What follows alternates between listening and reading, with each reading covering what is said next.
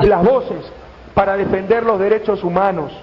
Hay que esforzarnos para conseguir el desarrollo sustentable, el desarrollo equitativo, el bienestar común, la paz desde la consecución de la justicia.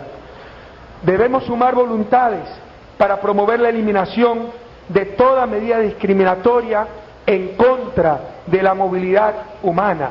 Fíjense qué contradicción.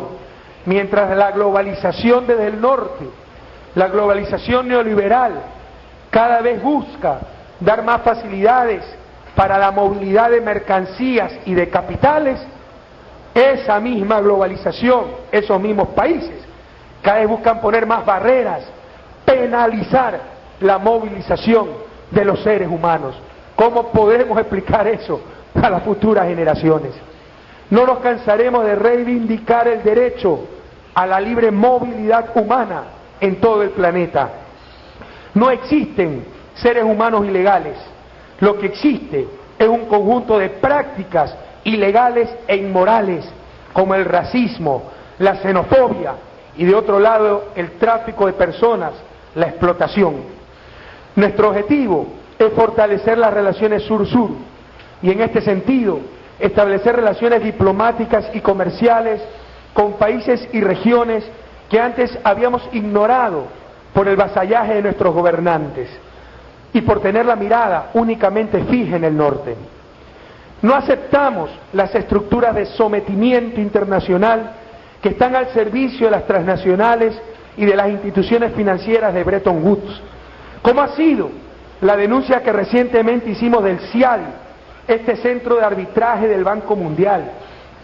Condenamos los tratados bilaterales de inversión, otra ignominia que solo beneficia a los intereses extranjeros y que aisladamente hemos tenido que firmar para ver si viene la tan cacareada inversión extranjera. Pero si nos ponemos de acuerdo, no nos pueden someter por medio de estos tratados. Porque estos tratados son sometimientos, queridas compañeras y compañeros. Es increíble la locura del siglo XX y del siglo XXI. Siglos donde el capital tuvo y tiene más derechos que los seres humanos. Hoy, con estos tratados de protección de inversiones, es decir, protección del capital, cualquier transnacional puede llevar a un Estado soberano a un centro de arbitraje como el del CIAL, del Banco Mundial, sin agotar siquiera los sistemas jurídicos, las leyes nacionales. Aquello no podemos hacer, por ejemplo, contra atentados a los derechos humanos. Si hay un atentado a los derechos humanos, la Carta de la OEA, la Comisión Interamericana de Derechos Humanos, nos exige primero agotar las instancias judiciales de un país. Para el capital, esa exigencia no existe. Imagínense, el capital con más derechos que los seres humanos. Y en estos centros de arbitraje se puede juzgar hasta las leyes de un país soberano. En estos centros de arbitraje se puede llegar a decir que sí, se cumplió la ley, se sancionó una transnacional, pero que la pena es muy grave con respecto a la infracción, como que si el inversionista no conocía las leyes nacionales, la ley nacional. Pues bien, ese derecho no lo tienen los seres humanos. Yo no tengo ninguna instancia internacional donde decir que me parece excesiva, inhumana, la pena de muerte que establecen las leyes de Estados Unidos. Pero sí existen centros de arbitraje que permiten hacer esto para el gran capital. El capital con más derecho que los seres humanos, una de las grandes contradicciones de nuestros tiempos. Y esto tenemos que remediarlo, que superarlo. Ya evitemos, les insisto, este instrumento de dominio que es, que para que vengan inversiones a nuestros países, firmar estos tratados de protección de inversiones, que era claudicar en nuestras soberanías. Por supuesto, si seguimos compitiendo, si seguimos actuando aisladamente, nos seguirán explotando. Si actuamos coordinadamente y mandamos al tacho de la basura estos tratados, verán cómo tendrán que someterse a nuestras leyes, a nuestros intereses y no viceversa, someter nuestros países a las transnacionales. En este mundo de locura, como ya dije, aunque parezca inverosímil, el capital tiene más derechos que los seres humanos y cualquier transnacional, por medio de estos tratados, puede llevar a un país soberano a un arbitraje sin siquiera tener que agotar las instancias jurídicas internas. Nuestra apuesta en política internacional es clara y está basada en unas relaciones exteriores y diplomacia fundamentada en el diálogo, la promoción de los derechos de las y los ciudadanos en cualquier parte del mundo y en la solidaridad internacional con los pueblos oprimidos. Nuestra consecuencia es irrenunciable en la solidaridad con el hermano pueblo de Honduras. Nuestra exigencia de que los usurpadores del poder sean defenestrados y juzgados, que todas las instancias nacionales, internacionales, regionales y mundiales se levanten altivas para que jamás, bajo ningún concepto, se mancille la voluntad democrática de todo un pueblo. Por otra parte, constituimos Suramérica y África el mayor reservorio permanente de agua dulce en el mundo, aspecto que puede variar con impredecibles consecuencias si es que no acordamos políticas comunes. Fíjense qué contradicción. Nosotros tenemos las mayores reservas de agua dulce, vital para la vida en el planeta, para la vida humana, ¿verdad? Pero ellos son los ricos y nosotros somos los pobres. Por ahí va la solución a las grandes diferencias, a la gran inequidad mundial. No necesitamos caridad, necesitamos justicia, pero debemos unirnos para saber defender nuestras riquezas, para saber defender nuestros derechos. Tenemos que enfrentar desde ya, ineludiblemente, las consecuencias del cambio climático, inducido por el modelo de desarrollo inequitativo, de altos consumos y de baja sustentabilidad que ha mantenido a los países industrializados desde los inicios de la revolución industrial hasta nuestros días. Consideramos prioritario impulsar un proceso sostenido de diálogo para lograr a la mayor brevedad posible la construcción de una agenda política del sur para la conservación, el manejo sustentable y la protección del agua.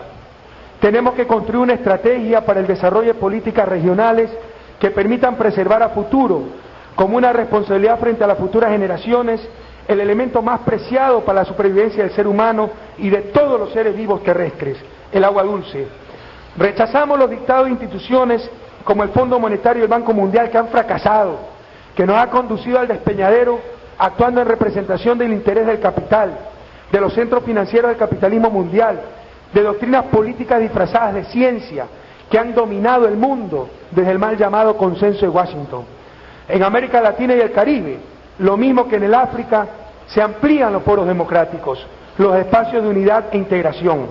A semejanza de la Unión Africana, América del Sur está dando pasos firmes a través de la UNASUR para establecer su propia agenda de integración económica y financiera, su propia agenda soberana de defensa y combate al narcotráfico y al crimen organizado, su proyecto de ciudadanía compartida, sus espacios y mecanismos de solución de diferendos, sus proyectos de integración económica y política, sin tutelajes ni intromisiones, sus relaciones en pie de respeto, igualdad y fraternidad. La UNASUR levanta propuestas creativas, innovadoras, para la preservación del medio ambiente y para superar la lógica económica que ha dominado por siglos. Promovemos que se aprecie el valor de uso más que el valor de cambio. Hay cosas con gran valor de uso, pero sin precio, que se llama valor de cambio. ¿Cuál es el precio del medio ambiente? ¿Cuál es el precio del aire puro que genera la Amazonía? Pero sin aire puro, sin ese aire puro de la Amazonía, no habría vida en el planeta. ¿Y qué recibimos a cambio, compatriotas? Ya es hora de cambiar la lógica del sistema económico por una lógica de justicia, donde se compense no la generación de mercancía, sino la generación de valor. Y ahí los países pobres seremos los ricos y veremos qué pasa con los países ricos. En el Ecuador, nuestra nueva Constitución otorga por primera vez en la historia de la humanidad derechos a la madre naturaleza. Parecería una pretensión, pero es apenas un acto de justicia, un avance de sensatez. La Unión Africana y la UNASUR constituimos dos brazos, dos alas de un mismo sueño de unidad, de integración, que deben concertar posiciones para promover el multilateralismo y la reforma de las Naciones Unidas. Aquí, compañeras, compañeros, tenemos cerca del 30% de los votos en las Naciones Unidas. Podemos tener, si coordinamos acciones, una presencia muy fuerte en esa Asamblea Mundial. Debemos fortalecer la cooperación birregional para promocionar la paz y la seguridad. Debemos fomentar la producción agrícola para la promoción del desarrollo económico y social, así como el logro de la soberanía energética y alimentaria, como ya mencioné. Debemos velar por el reconocimiento del agua como derecho humano fundamental, como recurso estratégico del Estado, y promover el acceso al agua para todos los seres humanos. Somos del sur, seres humanos con el arco iris en la piel, con el alma llena de banderas, pueblos, naciones, continentes, con un sueño común de unidad, de soberanía, para cantar en libertad, para decirle al mundo que vamos a integrarnos para defender la vida, para honrar la vida como hermanos, para poner al ser humano sobre el capital, para poner al ser humano en el centro de todas las decisiones, de todas las políticas públicas. Somos diversos, pero nunca más indiferentes. Somos diversos, pero nunca más desiguales. Muchas gracias y hasta la victoria siempre, compañeras, compañeros.